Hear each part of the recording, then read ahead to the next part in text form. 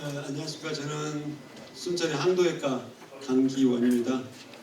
오늘 저하고 같이 영상으로 우리 자랑을 맡으실 최은수 교수님, 우리 영국 스코틀랜드 글래스고 대학교 교회에서 베커리 GTU 연구교수, IME 파운데이션 인사를 아드니아 조지아 연구소와 남장래 연구소 대표이십니다. 군산의 휴 내과 원장님 이강희 원장님께서 두류 선교사에서 말씀드리겠습니다. 네, 저는 최은수라고 합니다. 오늘 발표하실 이강희 군산 휴 내과 원장님 이렇게 소개를 해주시게 돼서 감사드리고요. 시간이 없기 때문에 한마디로 우리 이강희 원장님은 두류 선교사를 가장 존경하고 또 가장 사랑하고 또 가장 많은 애착을 가진 분이다. 제가 감히 드릴 수 있는 말씀은 진짜 두류 선교사와 관련해서는 한국뿐만이 아니라 전 세계 이강희 원장님만큼 그런 열정과 또 애정이 탁월하신 분은 없다 이렇게 말씀을 드리고요. 그래서 제가 이강희 원장님께 이두류라고 하는 이름까지 지어드렸습니다.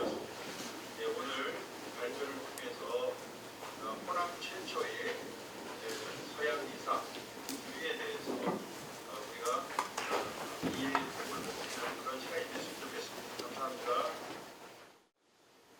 네. 이런 소개를 받을 만한 자격이 있는지 잘 모르겠습니다. 그냥 저는 이 두류 선교사를 어떻게 알게 됐냐면 10년 전에 이제 제가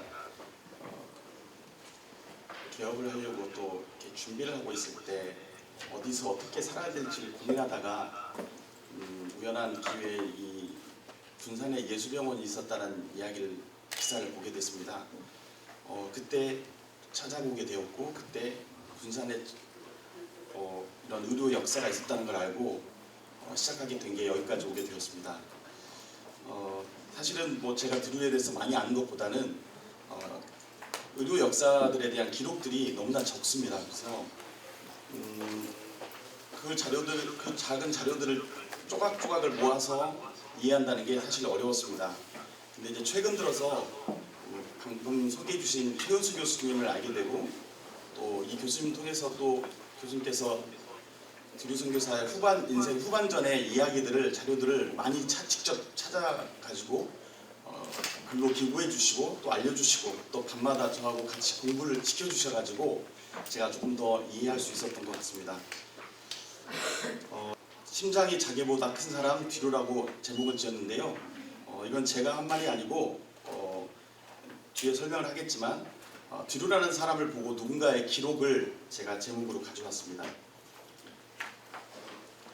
제가 이제 이런 역사를 공부하면서 여러 가지 저 개인적인 생각들이 많이 갖게 되었습니다. 그 한국 기독의료사를 쓰신 이만열 옥성극 교수님 그 자료에 보면 의료사는 환자인 인간과 그것을 치료하려는 의사의 상호작용에 의해 이루어지는 문화적 현상의 시간적 변화를 다루는 것으로 기본적으로 문화사라는 이 글이 저한테 이렇게 남았고 의사들은 진료에서 많은 글이나 어떤 작품이나 이런 걸 남기기보다는 결국에는 진료실이라는 공간에서 환자와 사람과 사람이 어떤 상호작용에 의해서 있었던 어떤 그것들을 기록에 남기기가 참 어렵습니다. 그런 것들을 조금씩 남겨놓은 것들이 우리 의사들의 이야기라고 생각이 들었습니다. 저는 역사를 공부하면서 현재 좁은 시간과 공간을 사는 우리에게 우리의 호흡을 좀 넓혀준다는 생각을 하게 되었고 의사들의 이야기들은 진료 현장에서 환자와 직접 몸과 몸이 부딪히면서 경험되는 이야기들이라는 생각을 갖게 되었습니다. 또한 의사들에 의해서 직접 기술된 이야기나 자료들은 매우 적더라고요. 그래서 기록된 것보다 기록되지 않은 자료들이 훨씬 많다는 것을 알게 되었고 대부분은 의사들이 직접 기록한 것들이 없기 때문에 대부분은 또 그 주변에서 의사의 삶을 지켜봤던 사람들의 기록에 의존할 수밖에 없었습니다. 그래서 그런 자료들을 행간을 해석하고 그 의미들을 해석하고 또 상상력에 의존할 수밖에 없다는 것을 알게 되었습니다. 그 다음에 중요한 것은 제가 많은 유명하신 분들의 기록들은 많이 우리 책으로도 많이 보고 논문으로도 많이 보는데 의사들의 이야기들은 대부분 숫자화되어 있습니다. 우리 통계 연구하실 때 통계 많이 이용하시지만 거기 1명, 2명, 100명, 1000명, 10,000명 이 하나하나 숫자의 그 숫자의 의미를 숫자의 행간을 파악했을 때 제대로 된 의료사를 이해할 수 있지 않을까라는 생각을 하게 되었습니다. 그러면서 공부를 하면서 역사는 역사를 낳고 생명은 생명을 낳는다라는 그 깊은 깨달음을 얻게 되었습니다. 본격적으로 말씀드리면 알레산드로 데모 드류 선교사는 영국 출신입니다. 그것도 영국과 프랑스 사이에 있는 채널 제도에 있는 건지섬이라는 곳에서 태어나게 되었습니다. 아버지 토마스 드류 목사님은 잉글랜드 정통 감리교 목사님이셨고 1870년대에 7명의 온 가족들이 버지니아의 맥클렌버그 카운티에 있는 체스트 시티에 정착하게 됩니다.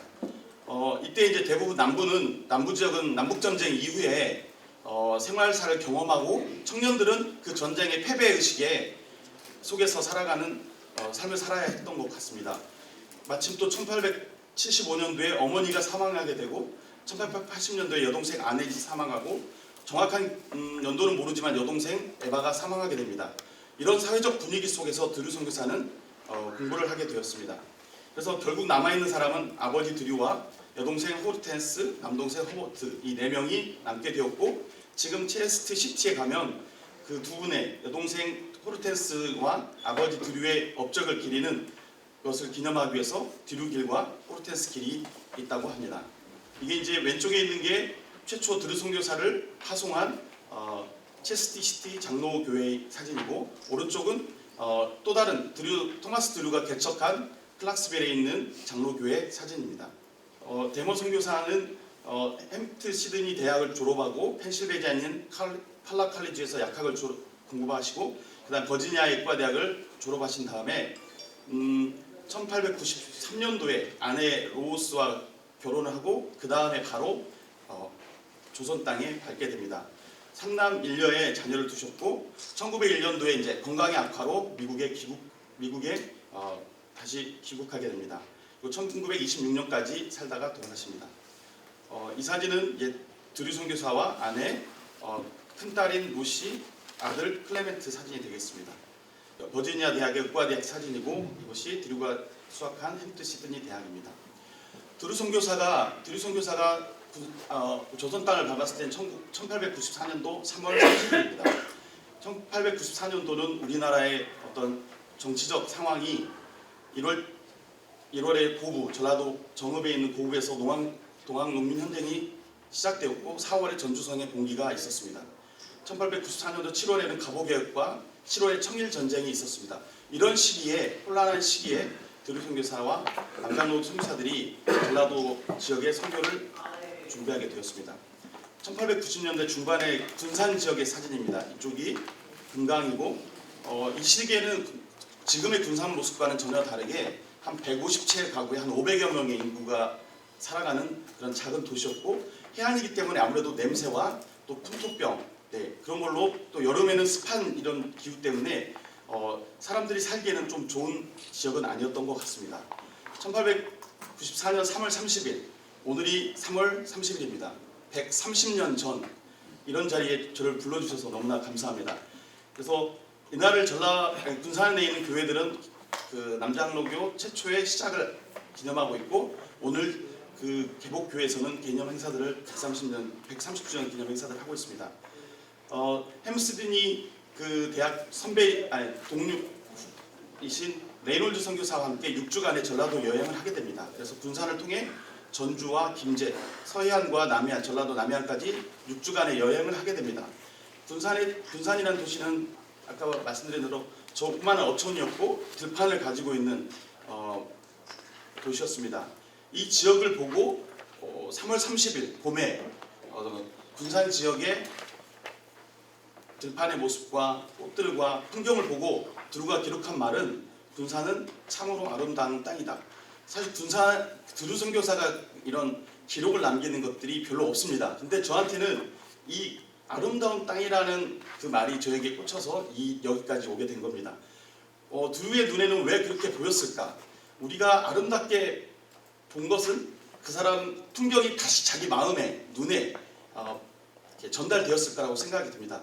그 두루의 시선과 그 마음이 두루 선교사가 군산과 조선을 사랑하게 된 계기가 아니었을까 저는 생각이 들고, 두루 선교사는 이런 여행 동안에 여권과 수술용 칼, 알약들을 들고 다니면서 미래의 전라도 지역 선교를 꿈꾸고 있었습니다. 이 사진은 그 최은수 교수님이 주신 사진인데, 두루 선교사가 가지고 있던 기구들이고, 이 장비들을 통해서 안과 질환이 많은 그 조선에 있는 군산에 있는 사람들을 치료를 했고, 이 중에 치료받은 사람은 독립운동을 하는 사람들도 꽤 있었습니다. 1894년도에 잠깐 와서 6주간 여행하여 다시 1895년도에 서울에서 어학을 공부하고, 또 1895년도에 서울에 콜레라가 유행하게 됩니다. 1895년도 처음 내려와서 이제 두 개의 초가집을 구매를 합니다. $50를 주고, 하나는 두류 선교사, 또 다른 하나는 정길 선교사의 집을 구입하고, 두류 선교사의 집은 진료실로 사용하게 되었습니다. 아마 이 사진이 이 집이 초가집이 두류 선교사의 집으로 생각하고 있습니다. 이거는 이제 1899년도 개항 이후에 일본인들이 지은 집입니다. 두류 선교사가 했던 초가집 사진입니다. 진료실입니다. 원래 그 수덕산이라는 산은 봉우리가 지금 여기 하나 있고, 이 자리가 진료소가 있었던 두 개의 봉우리가 있는 지역입니다. 이 봉우리는 지금은 없습니다. 지금은 집들이 들어서 있고, 이 봉우리를 다 개간해가지고 군산시 도시를 만들고 도로를 만드는 데 사용하고, 또 군산에 이제 쌀 수탈을 위한 그 배가 정박할 만한 부장교 이런 것들을 만들 때 여기 있는 산을 깎아서 만들었다고 합니다. 그래서 지금 남아있는 수덕산의 항공 사진이고, 이 자료를 알게 된 선배님들께서 두루와 정키는 기념한 이런 기념 비석을 세우게 되었고, 2017년도에 세우게 되었습니다. 이분은 내수병원 내과 선배님이신 김상균 선교사님의 같이 저랑 작년에 같이 투어를 했던 사진입니다. 그해 이제 군산에 있다가 다시 서울로 올라갑니다. 이때 이제 서울에 콜레라가 대유행이 되게 되고, 고종 황제는 언도우드와 에비슨 선교사를 중심으로 우리나라 최초의 체계적인 방역위원회를 설치하게 됩니다. 서울에 있을 때 두류 선교사는 정길 선교사와 함께 서대문 밖에서 진료를 하게 되고, 수많은 환자들을 진료하게 됩니다. 1895년 6월에 대부분 선교사들은 여름에 휴가를 떠납니다. 그것도 어디로 가냐면 서울에서 좀 떨어진 관악산 자락의 삼성산이라는 그곳에 있는 산막사 절에서 휴가를 보통 보냈습니다. 이때 콜레라가 유행한다고 해서 아마 미국 실 정권공사가 산막사까지 직접 찾아와서 선교사들에게 도움을 요청합니다. 그래서 두류는 언더우드가 머무르고 있는 모하간에서 한 3주 정도 진료를 하게 되고, 또 그 부산에 있는 호주 장로교 출신의 아담스 선교사 부인은 수술을 도와달라고 해서 부산까지 내려가게 됩니다. 그 당시의 상황을 기록한 내용들인데, 이때 당시의 정치적 상황과 미래의 조선의 상황에 대한 기록들을 두류는 정확하게 예측하는 기록들을 남기게 됩니다. 그래서 이제 그 후에 1894년 4월부터 본격적으로 군산 생활을 하게 되는데, 그동안의 군산에서의 어떤 이런 역사들의 기록들을 보면 한 사람 중심의 기록들이 대부분 많이 있었고, 최근 들어서 탕원형 중심의 두 사람 중심의 교육과 복음 전도의 중심의 교육 기술이 되고 있고, 저는 개인적으로는 이 삼각형 모양의 기술이 되어야 한다고 생각을 합니다. 처음에 같이 군산에서 생활했던 외국인은 리니 데이비스라는 처녀 여성 선교사하고, 그 다음에 정킨 선교사 부부, 그리고 알렉산더 데머 드루 선교사의 부부가 처음 정착을 하면서 시작이 되었습니다. 그 당시에 이제 그 정킨 선교사 자녀들이 풍토병으로 죽게 되면서 선교부에서는 군산을 철수하고 나주로 그 선교 기지를 옮기려고 했을 때, 두류 선교사는 강력히 군산을 지키고자 강변을 했던 것 같습니다. 그 이유를 살펴보면 두류 선교사의 개인적인 삶, 어렸을 때부터의 삶과 본인이 살았던 그런 장소의 영향을 많이 받았던 것 같습니다. 군산이라는 지역이 아시다시피 고군산 군도를 포함한 해안과 섬이 많은 도시이고, 군산에는 들판이 많이 있습니다. 들판과 또 군산에 호수들이 많이 있습니다. 두류 선교사가 살았던 어린 시절에 채널 아일랜드의 섬들이 있었고 그분이 메클렌버그 카운티에 왔을 때 그 주변에 들판과 호수들이 많이 있었습니다. 그런 지리적 환경들이 드류 선교사가 군산을 강력하게 전초기지로 만들고자 노력했던 것 같습니다. 또한 드류 선교사의 그 기록들을 조금 보면 조선과 전라도 지역에 대한 지리적 배경, 지리적 지식과 경험이 컸던 것 같습니다. 그래서 기술들을 보면 군산 지역에 관련된 지리적 위치에 대한 기술과 전라도의 지정학적 위치에 대한 기술들이 자세하게 기록이 되어 있습니다. 지리학자라고 할 정도의 자세한 내용들이 기록되어 있는 걸 확인해 볼 수 있습니다. 메소포타미아 군산이라는 말이 있는데 메소포타미아는 중동의 유브라테스 강과 티그리스 강 주변 지역을 말합니다. 어원은 메소라는 중간이라는 뜻과 포타라는 강, 미아라는 도시가 어원이 합쳐져서 만든 단어가 메소포타미아입니다. 군산은 금관과 만경 사이에 있는 메소포타미아 도시라고 할 수 있겠습니다. 아까도 앞에서 말씀드린 대로 드류 선교사에 대한 기술은 본인이 기록한 기술은 많지 않습니다. 그렇지만 주변에 드류 선교사를 경험했던 분들의 기록들을 몇몇 조각들을 통해 그분들을 그 당시의 언어로 그 당시의 느낌으로 우리는 접근할 수밖에 없었습니다. 조지 브라운이라는 사람이 쓴 한국 선교 이야기에서 드류 선교사에 대한 기록이 짤막하게 있습니다. 작은 배를 타고 금강과 만경강을 오르내리며 진료한 드류 선교사에 대한 이야기와 이 사람이 탁월한 외과 의사였다는 것, 전라도뿐만 아니라 금강 너머의 충청도 그리고 전라도 지역의 그 만경강을 통해 익산과 삼례까지 진료했다는 내용이 있습니다. 2해 동안 진료한 사람이 4,000명입니다. 4,000명이라는 숫자가 그냥 어떻게 저한테는 4,000명이라는 숫자가 크게 다가왔습니다. 어둡고 침침한 군산의 작은 집에서 쉴 새 없이 밀려드는 환자를 맞이했다는 내용이 있습니다. 이렇게 이게 실제 그 사진입니다. 그 선교선 황토 돛담배를 구입해가지고 1896년도부터 해서 이 고군산 군도와 금강을 따라서 논산까지 그리고 삼리까지 이렇게 진료했다라는 기록이 있습니다. 두 번째는 잉골드 선교사가 이제 전주로 들어가기 전에 또 전주에 있다가 드류 선교사한테 와서 선교가 어떻게 하고 있는지를 미리 배우게 됩니다. 그래서 일기장에 1898년도에 기록을 합니다. 나는 드류 박사님이 너무 친절하고 의료와 관련된 일에 도움을 받아 많이 주셔서 드류 박사님과 함께 일하는 것이 즐겁다 이런 내용이 있고 약을 조제하는 방법, 진료하는 방법들을 배웠고 다른 기록에 의하면 드류 선교사의 진료가 굉장히 성공적이었다고 자신이 느꼈던 그 내용들을 기록한 기록이 있습니다. 세 번째 중요한 것은 1897년도에 10월에 연례회의가 있고 그 남장로교회 체스터 박사 총무를 담당하고 있는 체스터 박사가 일본과 중국을 거쳐서 군산의 가을에 오게 됩니다. 이때 이제 본인이 오면서 드류 선교사에 대한 소문을 서울에서의 활동과 군산에서 활동을 듣게 됩니다. 직접 본인이 100마일 이상 떨어진 지역에서 진료받으러 오는 환자들 직접 목격하고 또 그 드류 선교사의 어떤 의료 선교 활동에 대해서 높이 평가하게 됩니다. 그래서 내린 결론이 초기 군산의 선교 확장과 한국선 교회의 복음의 문을 넓게 연 사람은 드류라고 해도 과언이 아닙니다. 라고 기록을 남기고 있습니다. 또 다른 기록에 드류는 심장이 자기보다 큰 사람이며 끊임없이 궁중들을 위한 자비의 목회에 자신을 내어준 사람입니다. 그러니까 드류 선교사는 진료를 했는데 체스터 선교사는 그걸 기록을 목회를 했다라고 기록하고 있습니다. 1896년도 2,700건의 간단한 진료와 600건의 간단한 외과 수술을 시행했다는 기록이 있습니다. 역시 하루 종일 햇빛이 한 줄도 비치지 않는 음침한 작은 진료실과 수술실에서 외과 의사로 탁월한 수술 능력을 보여줬다라고 기록되어 있습니다. 이런 기록들이 드류를 바라보고 어떤 느낌이 오는지 한번 같이 생각해 주셨으면 좋겠다는 생각이 듭니다.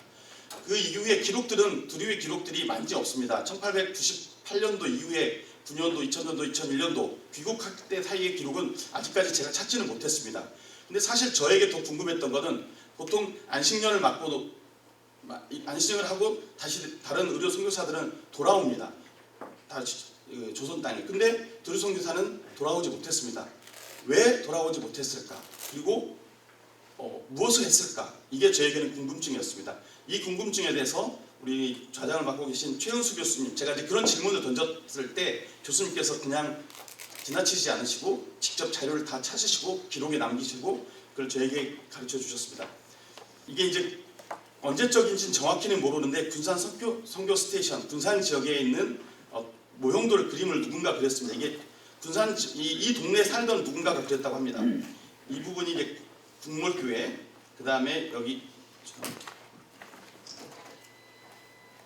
영명학교가 있고요, 예수병원이 여기 있습니다. 그리고 두류 선교, 지금 가시면 여기 정진 선교사 자녀들이 죽어가지고 그 기념하는 묘가 여기 있고, 그 다음에 황포 돛담배가 정박했던 자리가 이 부분입니다.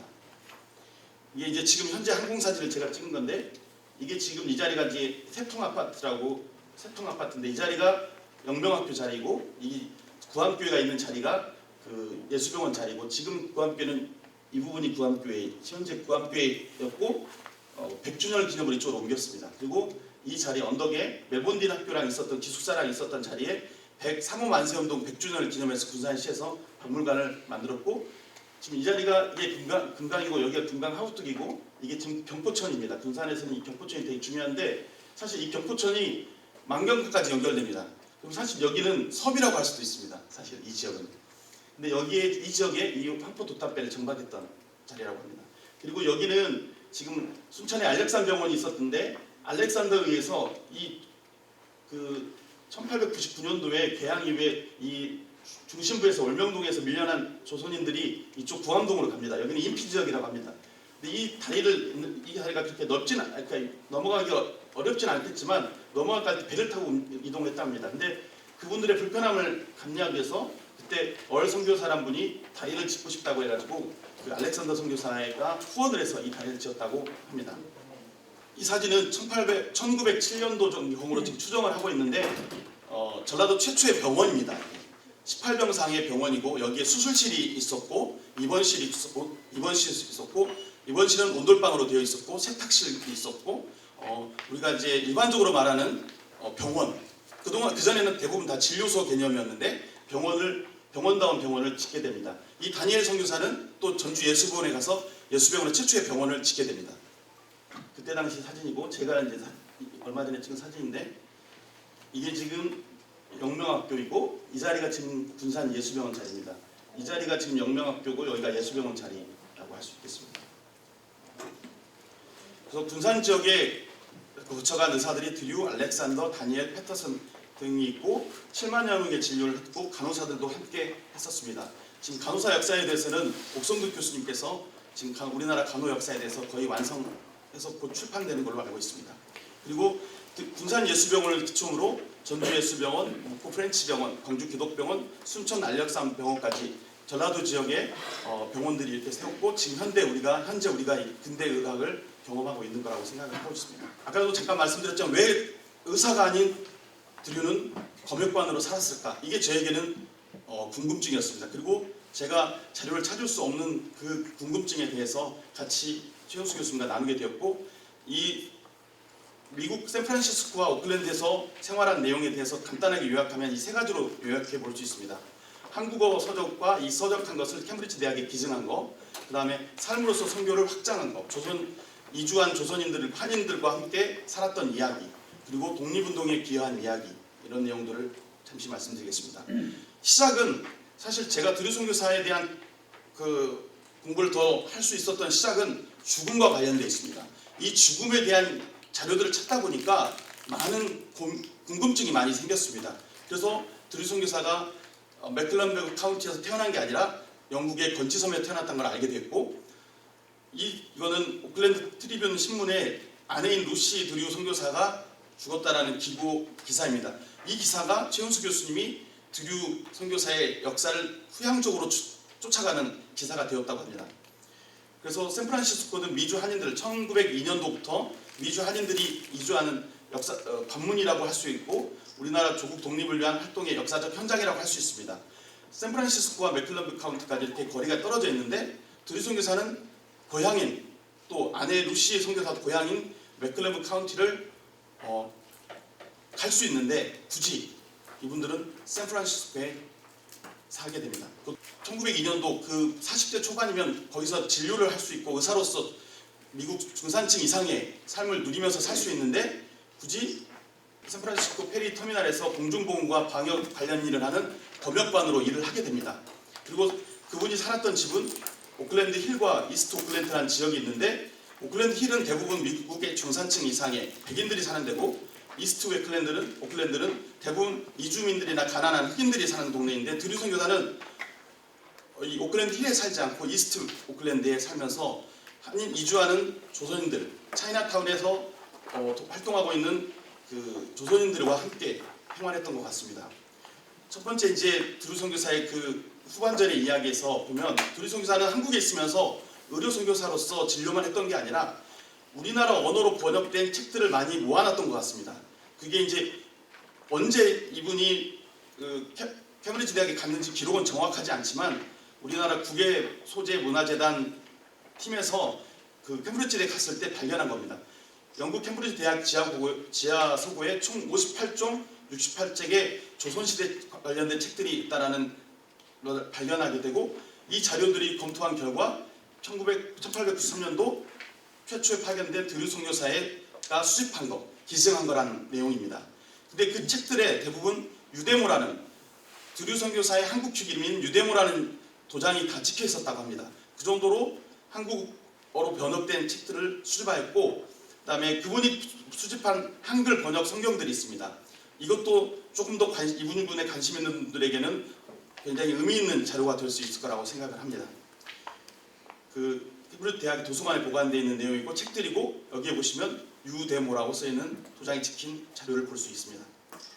그 다음에 이제 확장된 선교라는데, 그 차이나타운이나 이스트 오클랜드에 살아가는 조선인들하고 같이 생활했다는 것들의 자료는, 이분들이 이주민들이 우리나라, 그러니까 샌프란시스코에 들어올 때 굉장히 검역을 통과하는 것이 어렵고 비용이 드는데, 이런 신체 검사하는데 여러 편의 제공을 했다고 합니다. 그리고 돈이 없는 조선인들에 대해서는 입국 비용도 자기의 돈을 지불해 가면서 입국할 수 있도록 도와줬고, 또 샌프란시스코에 또 그 시간 날 때마다 샌프란시스코 차이나타운에 다니면서 그 조선인들의 건강을 돌보고 진료를 했다고 합니다. 그리고 특별하게 중요한 것은 이분이 전셋집을 구입해서 이스트 오클랜드에서 남은 여생을 지냈다는 겁니다. 그 옆에 오클랜드 힐로 갈 수도 있었지만, 조선인들이 쉽게 접근할 수 있는 전셋집을 얻어서, 이게 방이 3칸이 주소가 각각 다르다고 합니다. 그래서 한국인들이 북적북적 될 수 있도록 그 한국인들에게 문을 열어줬고, 이따 말씀드리겠지만 1906년도에 샌프란시스코 대지진이 있을 때 한인들이 피해를 봤을 때 자기 집에 와서 거처할 수 있도록 집도 오픈을 했다고 합니다. 세 번째로는 독립운동입니다. 특별히 독립운동과 관련해서 도산 안창호와 인연이 있습니다. 아까 잠깐 말씀드린 차이나타운에서 1902년도에 도산 안창호 선생님이 부인 이혜련 여사와 함께 샌프란시스코에 도착해서 차이나타운에서 그때 당시에 안창호 선생님의 주머니는 아무것도 없었습니다. 그래서 차이나타운에서 돌아다니고 있는 우연히 만나게 됩니다. 그래서 안창호 선생님이 기거할 수 있도록 자기 집에 모셔서 몇 년간 정확한 거주하는 기간은 정확히 알 수 없지만 거기서 생활할 수 있도록 도와주고, 학교를 도산 안창호 선생님이 공부할 수 있는 길을 열어줬다고 합니다. 특별히 이 드류 선교사가 요청을 해서 여기 1902년 12월 7일 샌프란시스코 클로니라는 신문에 도산 안창호 선생님의 인터뷰 기사를 싣게 됩니다. 그래서 안창호 선생님이 왜 내가 미국에 왔는지, 그래서 조선의 어떤 생활상과 서울의 모습을 소개하고, 그리고 자신이 여기서 무엇을 할 것인지에 대한 그런 내용들이라고 합니다. 사실은 안창호 선생님, 여기 밑에 지금 안창호 선생님 기사지만 조선인들에 대한 내용, 대부분은 드류 선교사가 8년 정도의 조선 생활에 경험한 것들에 대한 안내된 내용이라고 보시면 될 것 같습니다.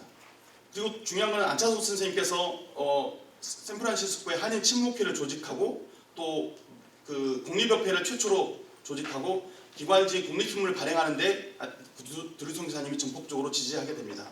아까 말씀드렸던 1906년도에 지진이 있을 때 조선인들이 기거할 수 있도록 도와주고, 또 하나는 고종황제가 구제금을 전달하려고 했습니다. 근데 우리나라가 1906년도에 을사늑약에 의해서 외국권이 박탈된 상황 아니겠습니까? 이때 샌프란시스코 주재 일본 영사관을 통해서 전달하려고 했던 일본인들의 계략을 알고 안창호 선생님과 드류 선교사는 단번에 거절하고 다른 루트를 통해서 그 구호금을 모집해서 그 조선인들에게 나눠주고 그렇게 했다고 합니다. 그 고종 황제를 통해서 온 그 구제금은 나클린 선교사라는 선교사를 통해서 전달되었다고 합니다. 네, 그 기록입니다. 나클린 선교사에 의해서 분배된 기사고, 그 다음에 두류 선교사가 그 국민일보를 통해서 구제금을 모금한 것을 분배했다는 내용이 되겠습니다. 근데 이제 중요한 것은 두류 선교사가 1901년도에 샌프란시스코에 생활했지만 그분은 건강이 좋지 않았던 것 같습니다. 죽을 고비를 여러 번 넘기고 결국에는 제가 되어 군산을 날아가고 싶은 그런 마음을 품고 살았던 것 같습니다.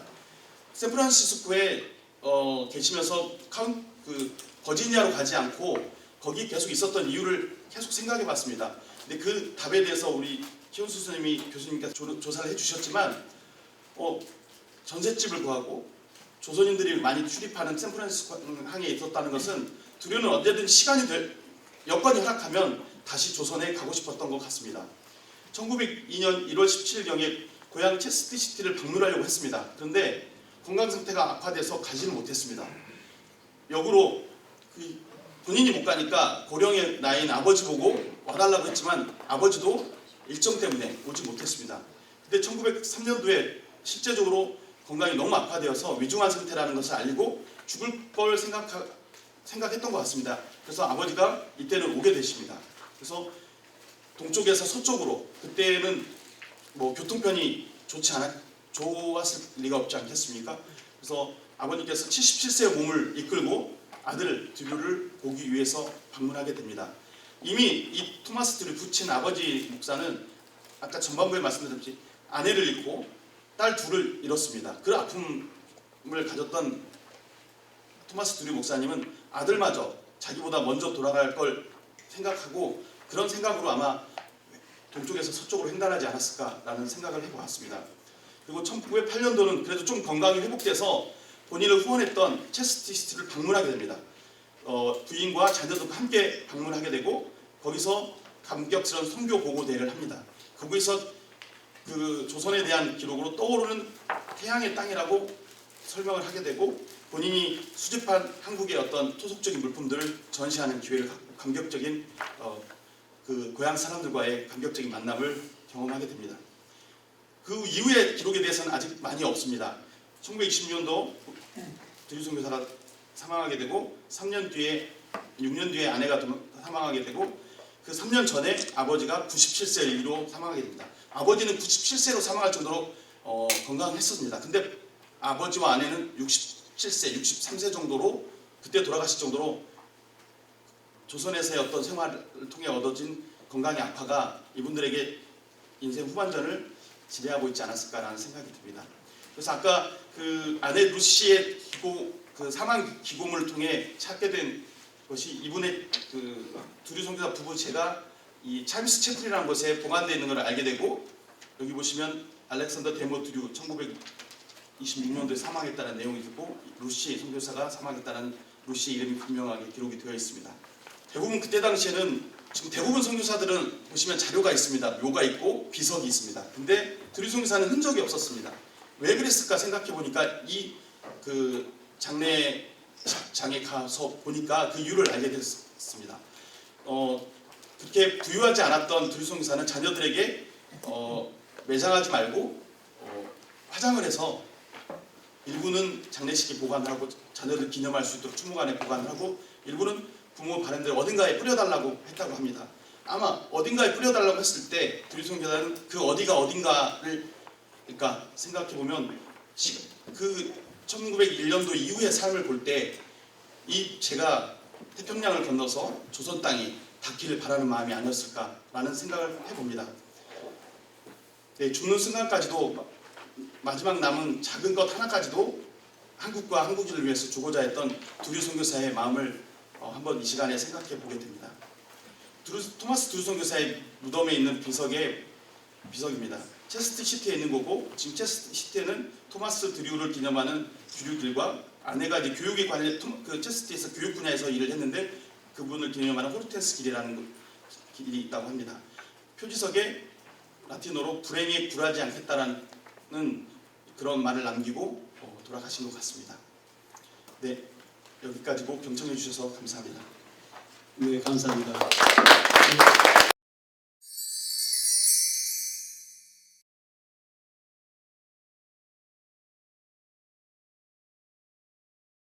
혹시 코멘트 좀 하십니까? 예, 마지막에 우리 이두류 원장님이 바쁘셔가지고 업데이트 안 된 부분이 뭐냐면